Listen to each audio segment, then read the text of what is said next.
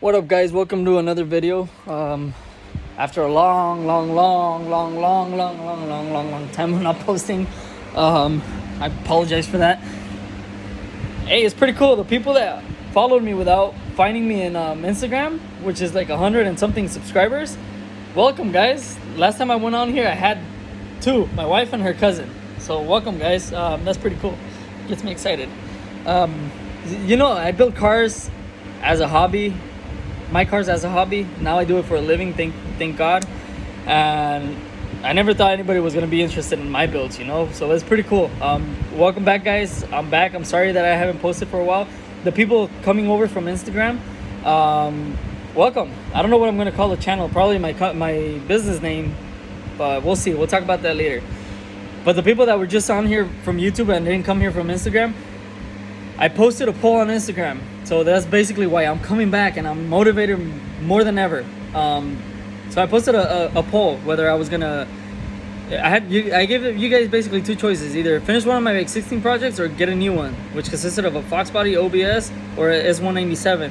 And surprisingly, you guys wanted me to finish one of my X16 cars, and even more surprisingly than that, you guys wanted me to finish the F-100 over the 69 Camaro. Excuse me, which was very surprising because everybody and their uncle want a 69 Camaro, and from the people that I've been around, they hate F-100s. That's pretty cool. I'm gonna bleep that. And yeah, that's where we are. I'm gonna try to keep it under 2 minutes, under 3 minutes. This is almost 2 minutes. For the new people, the people that want more info, stick around. So this is a 1977 Ford F-100, original short bed. Started its life as a step side, and step sides are freaking ugly. They're hideous. Whatever you say, no. The fenders on the beds are round and the cab is squared. It makes no sense to me. But yeah, I'll go into the suspension. Yes, the people that have been telling me it's a 79, dude. Can you tell? I have the paper where it's a 77. I put a 79 front end because it was free 99, and it was better than the 77 front end, which was all crushed. All right, so before we get into the powerhouse down here, let me tell you two stories. First one, since I was a kid, I always saw old trucks that were like beat up, and I thought they were cool looking because they give them character, something to talk about. Everybody can get a painted truck. If you have a little bit of money, you can go buy a freaking modified, or not even modified, just a restored truck. So when somebody sees this, believe it or not, it's a paint job, or you people asking me what color I'm gonna paint it, that's the color I painted it. This truck was originally green. I'm still not done with the paint job, but I wanted it to look old and crappy because if I'm in a parking lot, I don't care if people door it. It's not gonna hurt me, But yeah, I used to see old trucks, first of all, that with crappy paint jobs. Then I started getting into like YouTube and watching videos of like modern drivetrains and old trucks. That was cool. I wanted that. Back trucks that were like laying frame. I'm not a big fan of like laying full frame, but I like low trucks. So I was like, that's cool too. And then blah, blah, blah. Long story short, then I saw another truck that had like the engine bay painted. The inside of the truck looked brand new. And then the inside of the bed, it was nicely painted, which I'm going to do bed liner, but still, it's the same idea. And I thought that was all cool. So I was like, I want it. And now that I've been searching more like everybody, I have this addiction where I go and find or look for things that I can't afford. Oh, I want a supercharger now. Oh, I want airbags now. So yeah, it kind of snowballed. That's one story. The next story is that I drove an 05 Mustang for 4 years. It was my daily driver, took me to work, never gave me issues. Two only issues it gave me. It was leaking on the plate that sandwiches a oil filter into the block. So I just changed the gasket. Was like $15. Took me 30 minutes to change it. And the hydraulic cylinder on the clutch took a dump, which I've switched it 3 times. I hear noises. It's 2 a.m, so it's kind of weird. But yeah. Okay, so I got a 2005 Mustang GT scattered all over the bottom of this truck. So it's basically just the truck shell with every component out of the Mustang. It's got let's start with the power maker thingy. 4.6, 3-valve, 2005 Mustang GT, mostly stock engine internally wise. It does have comp cams, stage 2 mother thumper cams. It has SR coils. It's got a stage 2 McDonald's with McFlurries and fries clutch. It's Mc something, I don't remember. It's got a new flywheel. We went through the transmission, made sure all the components inside were good, and there was no like metal shavings in there, and it was all good. It's got a 2-piece custom drive shaft for the airbags, supposedly. That's what the dude that built it told me, that I needed it. It's got short BBK shorty headers, I believe. Everything is Mustang wise, so I tried to put it around where the Mustang was, so I wouldn't have to modify it. So the wiring goes to where the Mustang battery goes, which is right there. I used the battery tray out of the Mustang. The fuse box is right there, so if I ever have an issue, by the way, everything's loose on this truck, so you're gonna see a lot of things that shouldn't be moving, so I still have to go through it. So if I ever get issues with the truck, hopefully this will help me troubleshoot it. The computer's right here, the AC condenser, the horns, because believe it or not, this thing has the alarm working, the Mustang alarm. Headlights, the wiring from the headlights all the way to the back of the truck, everything works, and it's from the Mustang. At least I'm trying to make everything work. You guys will see the details in a minute. This thing is dirtier than my socks. If you don't believe me, watch out. See all that trash? I'm gonna switch it, I promise. It's got a cold air K&N intake.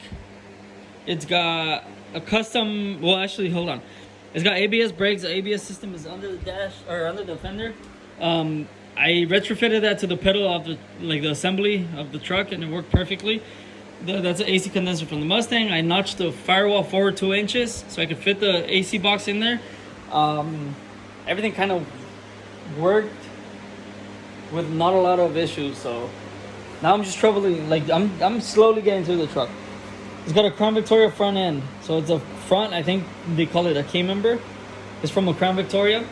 I did put new rotors, new hubs, and new brake shoes, or not brake shoes, new those stopping thingamajiggers. Space brake pads. It's 2 in the morning. I'm tired. Okay, so bear with me. It's got a new sway bar, which is not installed yet. Those aren't the rims we're gonna keep. We still have to clear cut the truck because I'm gonna draw my shop logos and names on it. All right, we'll go inside. It does have dual pipes with electric cutouts. They come out through both sides of the truck. I'll just finish with the rear end. It's got an 8.8 rear end out of the Mustang with airbags, so it's got air ride. It's got ride tech stuff, the shockwaves, which the system isn't on it right now, but the airbags are. That's why it's so low. I have straighter valves, so I can move it up and down, so I can test drive it and all that. 8.8 rear end with 410 gears, custom 2-piece drive shaft, like I said. Everything works. Right now, everything's taken apart because I'm troubleshooting and trying to make all the electrical stuff work. For example, this is where I'm going to bore most of you and you're not going to be interested, but I have to deal with it, so I'm going to explain it. The truck. Issue number 1, the trucks. This is a harness for the turn signals. Yes, the truck wasn't automatic. I still have to cut this off. So, somehow I'm trying to retrofit this to work with this, which is for the Mustang. I don't know if I'm going to be able to do it. I haven't looked into it, but I'm going to do it. Somehow. Second problem, I cut the neutral safety switch. My mom wasn't happy because I pushed the push to start button one day and it wasn't reversed, and I took out her laundry and her dryer.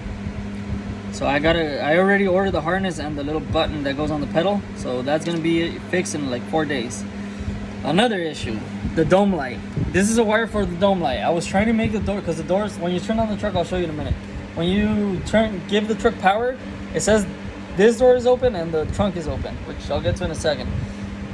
I already bypassed that door and it was easy because I had the harness that was inside the door on the Mustang, so I just cut it off and took the pins out and just kept what I needed. It worked. So now I'm gonna have to go back to the junkyard and find another one because I threw away. If you guys are building a car from like a donor, if you're building one car and taking parts from a donor that you have, don't throw anything away until the damn car is finished and you troubleshoot it, and you know you don't need the parts, because there's a few parts that I had to go and buy.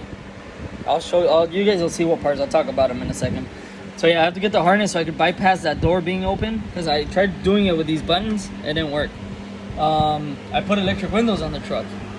You can see the little holes for where the crank goes, because I'm gonna leave the crank now.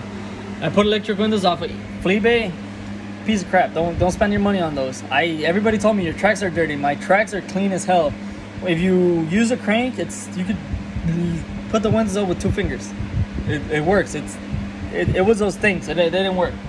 But yeah, this is wired. I just gotta fix it. I am in the middle of fixing that, the door issue, that issue. This one right here. That's the harness that belongs connected to the Mustang trunk. I don't know how the hell it ended up in my passenger seat, but it's here.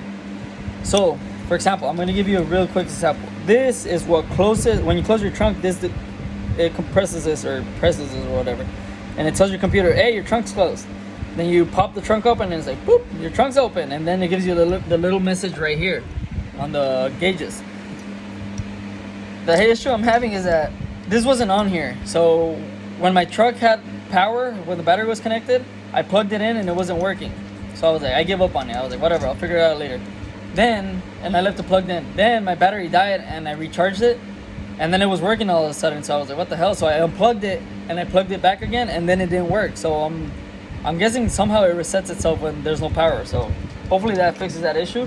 On the plus side, if I do keep this harness, which I have to modify and make it shorter because a lot of the things, for example, I put tags on them. You can find the diagrams for everything. It's easy. Go online. One of them is this gray one right here. This one right here. That's what opens your trunk. So when you push the button, which is a cool idea I have, when you push the button to open the trunk on the car, it sends power to this wire. So I'm gonna somehow rig this to the airbags if I keep them, to where if I get off the car and I push that, it'll air out the system. I think it's cool. This one right here, it is the third brake light, which I don't think I'm gonna have one unless I need it. This one right here is a trunk light, which I don't need it. And yeah, that's a push button. So this is a separate harness that you can unplug, but if you unplug it, nothing works. So I have to keep it somehow. That's another issue I'm having. It does have AC. Those are the knobs for the AC and all that. They all work, but I haven't charged the AC, so I don't know if it's gonna work or not yet. But I just ordered the gauges online, so once I get the gauges, I'll try to pull vacuum and hopefully I have no leaks, which I doubt. But yeah, here I'm not gonna crank the truck because it's 2 in the morning. Everybody will hate me if I do it, but the key goes where the original truck key goes, and it's got power. So I'll show you the messages. The driver door's open. I have to fix that. The track control, that's the ABS that I cut, so I repaired it. Trunk, that button I showed you, and that one I'll get to in a second. But yeah, the truck does have an alarm, so it works. You can see the electric knobs, and then the lights in front turn on. So that works. So this is a button I'm talking about. When you push this, it's gonna air out the truck, hopefully. It is an original 5-speed. The reason it has a center console, I didn't want to put a center console on it because it looked clean without it, was because the AC unit's right there and it's like protruding. Oh, you're chingon. It's coming out right here and it looks ugly. So damn, I didn't even know what that means. We got, I don't know if you can see it, but we got power seats. Can you see it? Yeah, whee! They work. But yeah, those work. It's just the passenger side. I mean the driver's side. We got a mini sound system that I'm still working on, but it works. It's just I'm moving it around because I'm messing with the harnesses. The inside is painted and upholstered basically how it's gonna be. I just need the dash pad. I have a Forever Sharp steering wheel. Great quality looking steering wheels. Crappy build. Whoever builds this needs to get fired or re-taught how to do it, because the little wood pieces they get loose every like 2 weeks. So I have to keep tightening them. This time I put thread locker on them, so hopefully they don't move anymore. And the horn button doesn't work, so I had to take it apart. I'll show you in a minute. It was all messed up inside, and the factory did that, not me. Another issue I'm having to deal with is the brake lights. I was having an issue where they weren't working. I finally figured it out. I think they were having the same problem as the trunk switch, which I plugged them in with no power on the truck, and then I put power into the truck, and then they actually worked. So I put a fuel cell. You people that are familiar with these Mustangs, the 05, the fuel style tank, or the fuel tank style actually, it's called a saddle tank. So it's like a U, like an upside down U, like a saddle on a horse. It's got a fuel pump here and a sending unit here, which is, I wish I had a marker. I don't know where my marker is. I can show you, but this is on the passenger side. So see this little hose connector thingy? This one has a hose. This is not a fuel pump, it's just a fuel sender. It tells you how much gas is on that side of the tank, on the passenger side. So that one connects to the actual fuel pump. And the way I understand that these work is that the fuel pump will siphon the fuel out of this side of the tank first through this hole. And once that's empty and this thing goes all the way down, this basically works from full tank to half a tank. It'll tell you, oh, you have half a tank. and this system has miles to empty, so I really want it to work. And then once this is empty, the other side empties out, and then that one goes from like half a tank to empty. So I'm trying to make this work because this wasn't on there, so it's always telling me that I either have like 40 miles or lower to empty.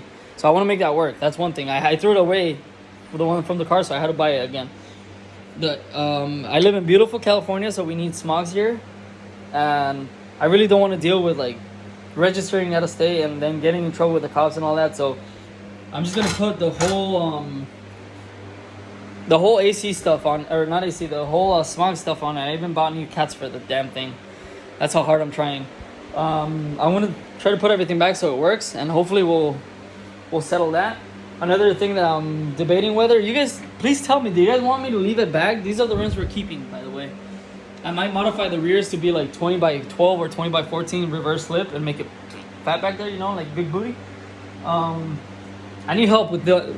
Tell me if you guys want me to bag it. Tell me if you guys want a supercharger. Tell me if you guys want, I don't know, tinted windows. Let me know if you guys want to see wider wheels in the back and a 4-link. I'll do it myself if I need to. So I can show you guys that you can do it in your garage. Disclaimer, I'm an idiot. Don't do whatever I do. I don't know if I said it already, but I don't know what I'm doing. I just like doing it. So don't copy me.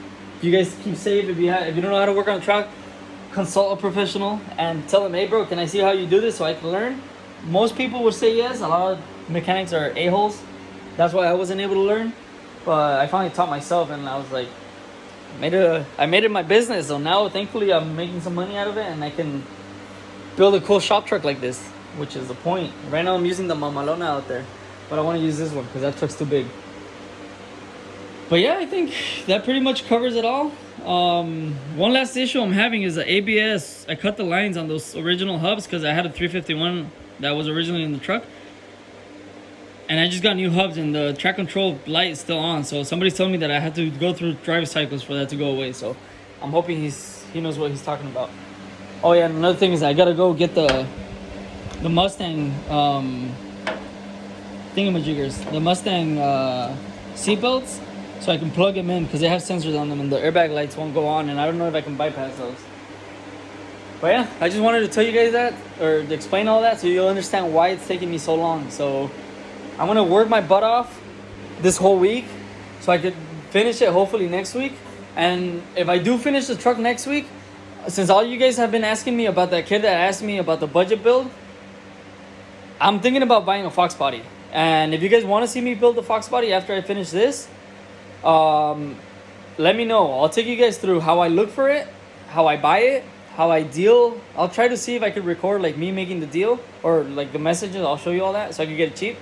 And how I built it. Like, even if you guys want to see pricing, how much money I spend and how much work I do and all that, so you guys can get an idea and see that you can build a badass car without spending too much money, we can do it. But let me know, you guys. And once again, for those people that are following me, thank you guys. It means a lot to me. And I'll keep posting videos. You guys motivated me. So we'll see you in another video. Peace.